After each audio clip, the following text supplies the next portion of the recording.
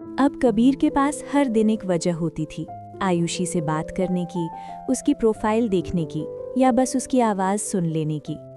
लेकिन वो सुकून अब डर में बदलने लगा था। हर मैसेज के पीछे एक सवाल छुपा होता, कहीं वो समझ ना ले कि मैं उसे चाहने लगा हूँ। कबीर जानता था वो एक मिडिल क्लास परिवार का लड़का था और आयुषी वो किसी बड़े ख्वाब की मलिका। कई बार उसने लिखा, तुम मुझे अच्छी लगती हो, और हर बार डिलीट कर दिया। दिल कहता, बोल दे कबीर, मोहब्बत छुपाने की चीज़ नहीं होती। दिमाग रोकता, अगर बोल दिया और वो दूर हो गई तो? आयुषी अब भी वैसी ही थी, साफ, सुलझी हुई, दोस्ती के दायरे में बंधी। माँ की तबीयत पूछती, एग्जाम्स की फिक्र करती, कभी कभी हौसला भी देती। एक रात कबीर छत पर लेटा था, आसमान को देखता हुआ, हाथ में फ़ोन और दिल में सवाल, क्या मोहब्बत सिर्फ महसूस करके जी जा सकती है या कभी ना कभी कहना भी ज़रूरी होता है? उसने लिखा, कभी कभी तुमसे बात करते हुए लगता है जैसे कोई सपना देख रहा हूँ और डरता हूँ कि आंख खुली तो तुम कहीं खो ना जाओ। वो देर तक उस मैसेज को देखता रहा और फिर भेजे बिना ही मिटा दिया। उस दिन खामोशी जीत गई।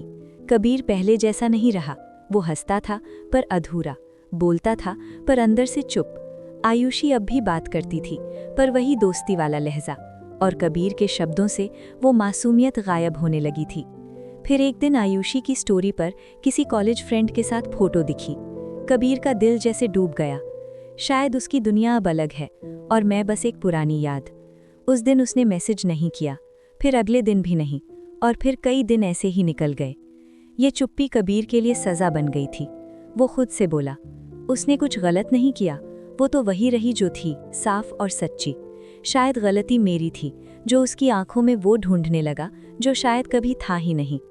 कभी कभी मोहब्बत में कोई नहीं बदलता, बस उम्मीदें बढ़ जाती हैं और जवाब कम पड़ जाते हैं।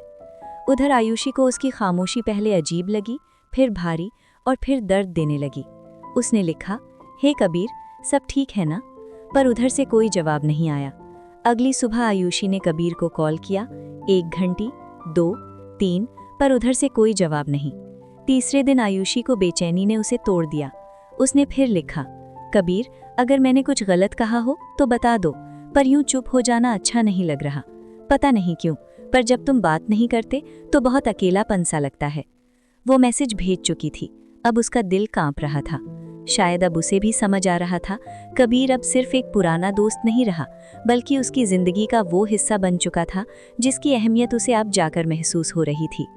उस रात कबीर ने फ़ोन उठाया। स्क्रीन पर आयुषी का वही मैसेज चमक रहा था। उसकी उंगलियां कांप रही थीं। दिल ने फिर कहा, अगर कुछ कहा और दोस्ती भी खो दी तो? उधर आयुषी टूट रही थी। किताबों में मन नहीं लग रहा था, किसी बात में सुकून नहीं था।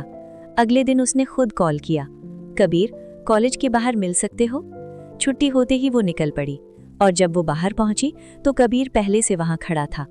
कबीर? आयुषी के मुंह से बस इतना ही निकल पाया। उसकी आंखों में नमी थी और आवाज में ठहराव। तुम खामोश क्यों हो गए हो कबीर? मैंने कब कहा कि तुम अकेले हो?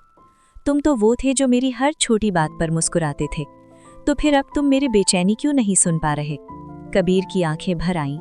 आयुषी ने धीरे से कहा, पता है, जब तुम बात नहीं करते तो मैं खुद में अधूरी लगती हूँ।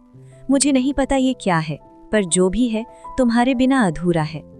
उस दिन किसी ने इकरार नहीं किया, पर दोनों जान गए थे ये दोस्ती अब मोहब्बत बन चुकी है। कुछ रिश्ते शब्दों से नहीं, आंखों की नमी से मुकम्मल होते हैं।